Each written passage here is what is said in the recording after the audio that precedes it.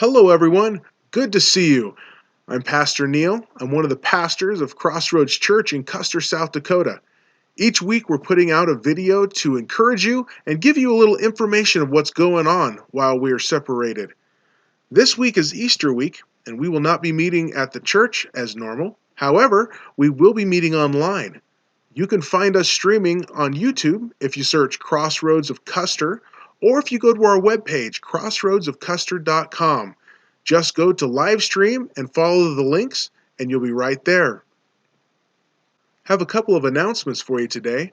First of all, we're going to be meeting at Custer Hospital tomorrow at 5 p.m.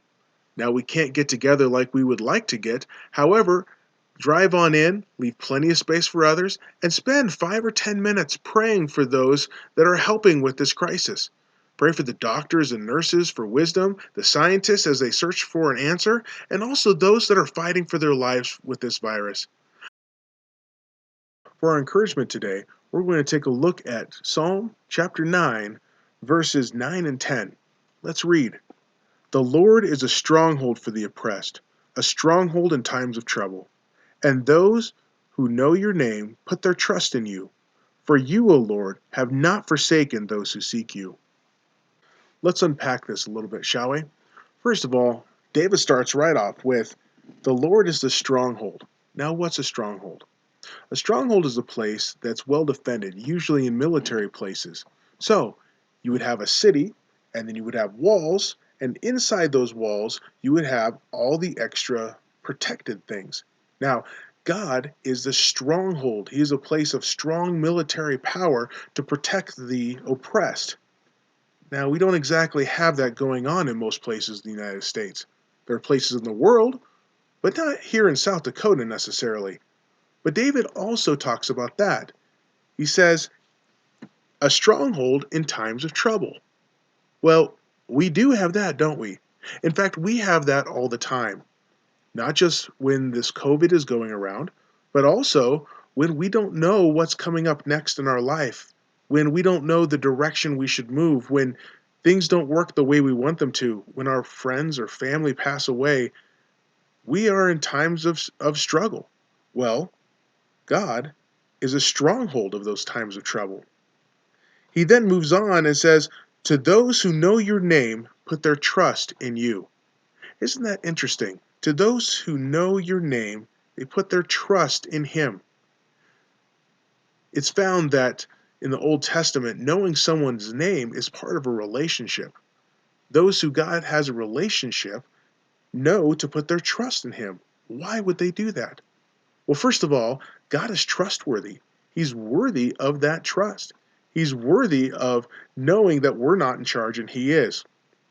And as the stronghold, he is worthy and powerful enough to hold that trust no matter what.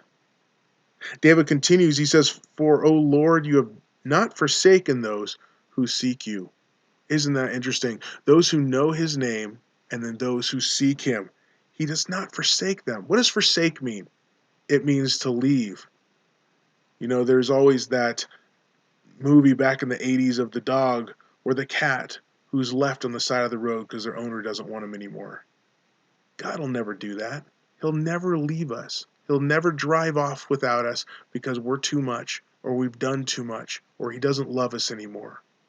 He will never forsake us, which means we can always trust him, which means we can trust his name, which means we can go to that stronghold.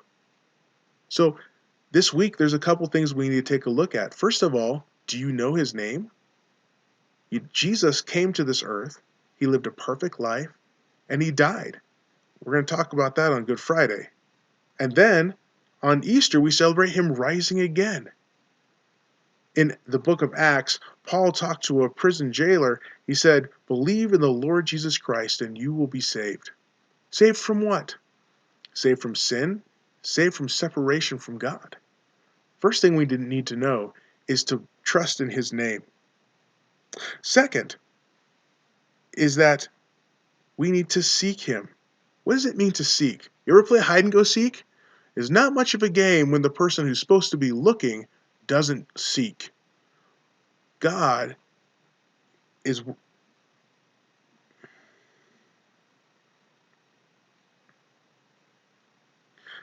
God does not forsake those who seek Him, those who look for Him. We can still seek Him today. Let's spend time in His Word. Let's spend time getting to know who He is. Let's seek to obey Him. Everyone, it's been great to spend some time in the Word with you today, and have a great Easter. We'll see you real soon.